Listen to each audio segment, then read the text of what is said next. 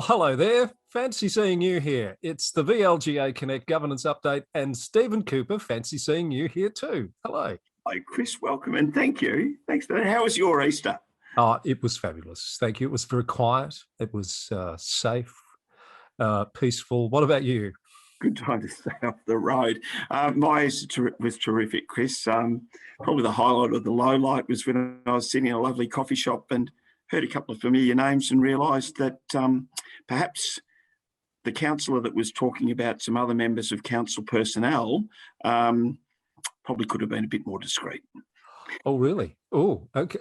Do tell. Perhaps you can tell me more off air. Yeah, I don't think I'll be telling you any more than that, Chris. But that's an interesting segue, though, Steve, into the first topic I wanted to introduce today. Things are getting so complex around when and where you say things that might get you into trouble.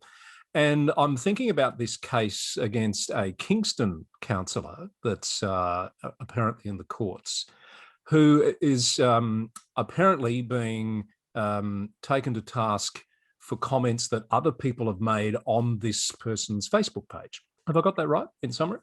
I'm not quite sure of the detail, Chris, and this is all alleged and potentially before the court, and maybe we can talk at a broader level. But as I understand, a property developer is instigating some action in regard to some comments on a local community Facebook page.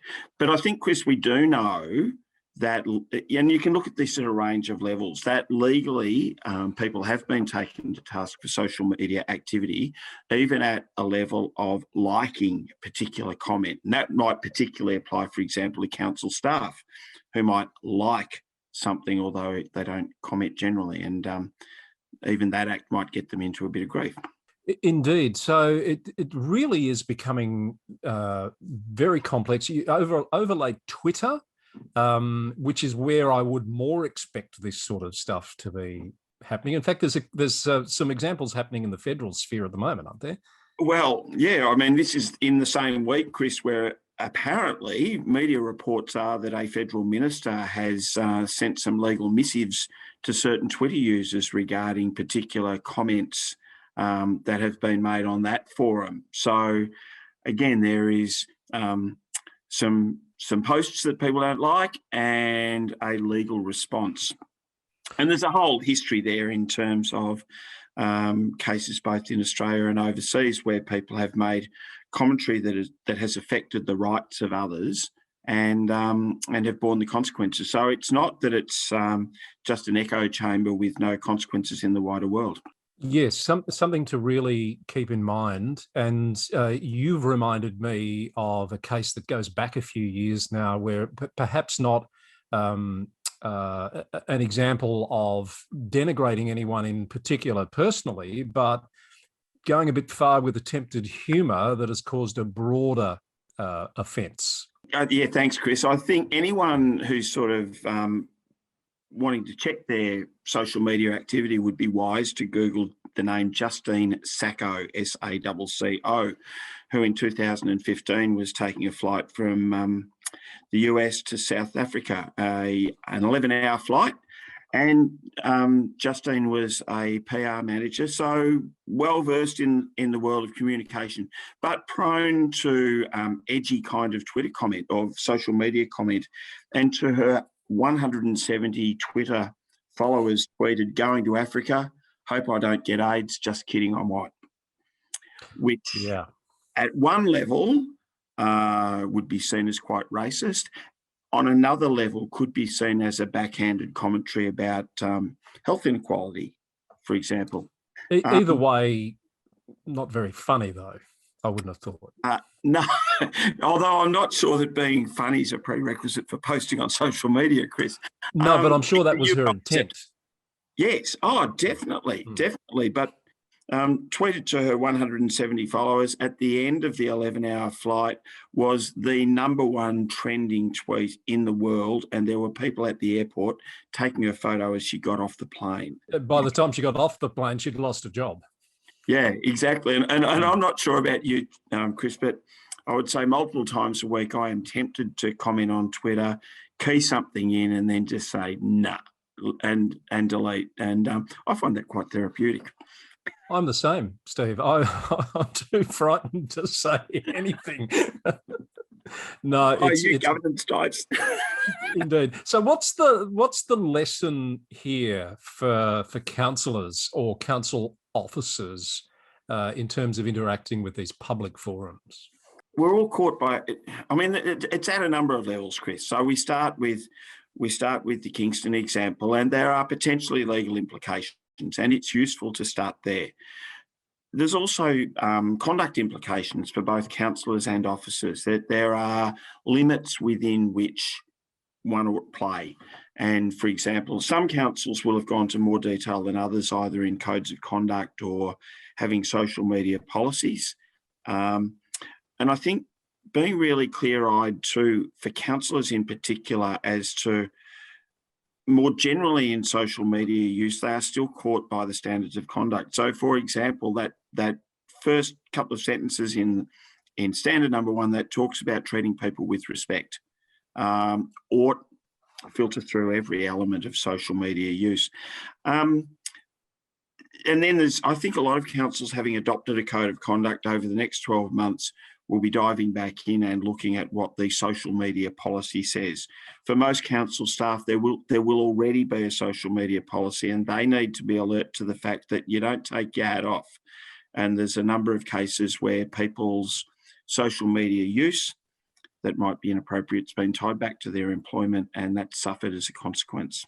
So those thinking through that is very important.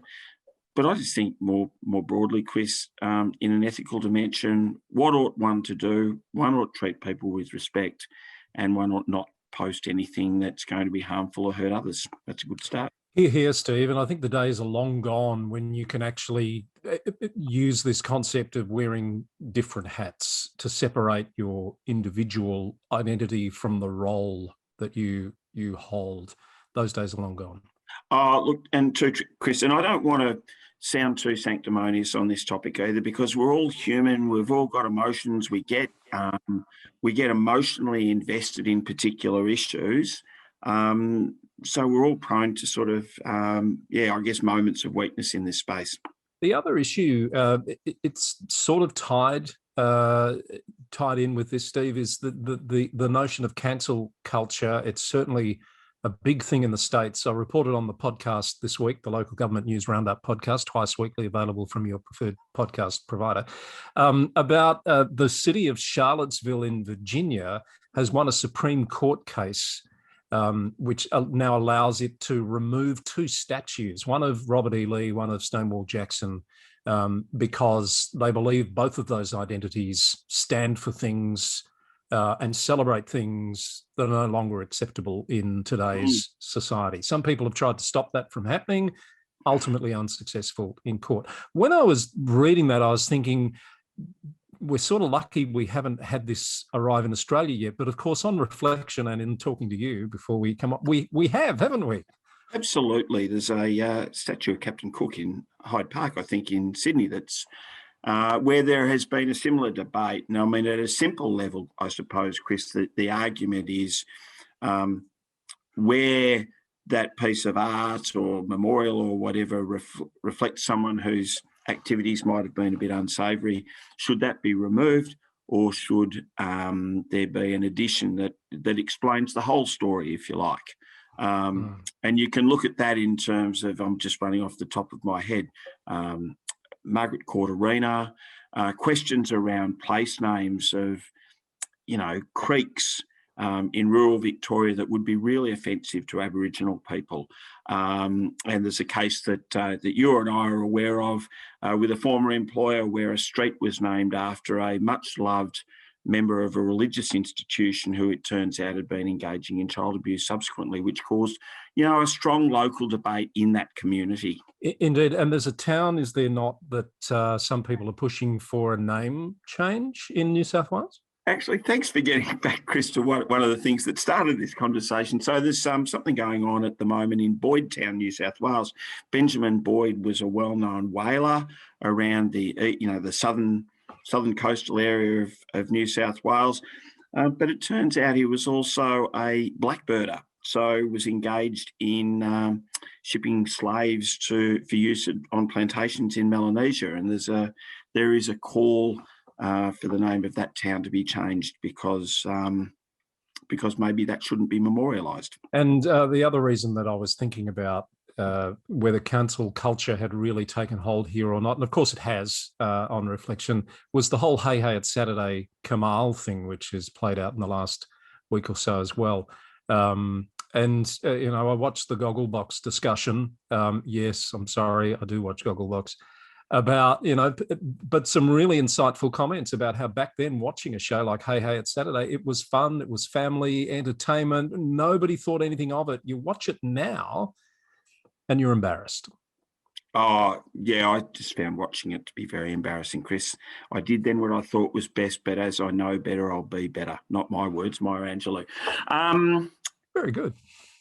Thank you. I think, though, Chris, to bring it back, like remembering if we're talking about governance, it's about what's our role as either the elected or giving advice to a public institution in managing these. And I think, for me, when we started talking earlier about place naming, but the same would apply to curating art exhibitions, consulting, making sure that the steps that the council takes reflect community attitudes rather than jumping at a particular way either for or against. I think it's a good reminder, for example, with councils to be looking at place naming policies. How do we actually respond to these issues? Because ultimately, I think with issues around naming, for example, and memorialising, we're also dealing with people who might be quite triggered by the issues that occur. And one of the biggest harms that we can do is just politicising it. Having a well-founded policy where people have some clarity about how the council will deal with, say, naming issues, will deal with, say, memorials that might now be offensive. I think it's really important for councils to go through that step because, once you're in the issue and the maelstrom of all the politics, it's a bit late. Well said, Stephen. Thank you for bringing it back to the local government angle, which is, of course, why we're here. Before I let you go, I know nominations have closed for the Heart Awards. The hard work now to try and separate what I'm hearing on the grapevine are a pretty stellar batch of nominations. Chris, I'd like to talk about it a bit more, but I'm absolutely sworn to secrecy. But I did get the opportunity this week to see the nominations that have come in. The judging panel is being convened between Reconciliation Victoria and the Victorian Local Governance Association, who we at the VLGA are thrilled to participate. It's one of the highlights of our year, the Heart Awards, helping achieve reconciliation together. But the nominations from both councils and other organisations in this space this year are absolutely terrific and will really, as a process, the Heart Awards continue to inform the actions that councils and schools and community groups can take in terms of their reconciliation action plans. Really important stuff. Looking forward to hearing more about those, Steve. It sounds very exciting. What else have you got on for your next week or so? Much to do? There's always something to do, Chris, but we're, in fact, off to a live workshop in Mildura for the day next week, which will take up the week. And I think I'll then spend the rest of the week just catching up. All right. Always good to hear your thoughts on those topics in the news and behind the news, Steve. Have a great week. We'll talk to you next week. Thanks, Chris. Absolute pleasure. You too. Steve Cooper with us for the governance update from VLGA Connect. And thank you for joining us. We'll see you again soon.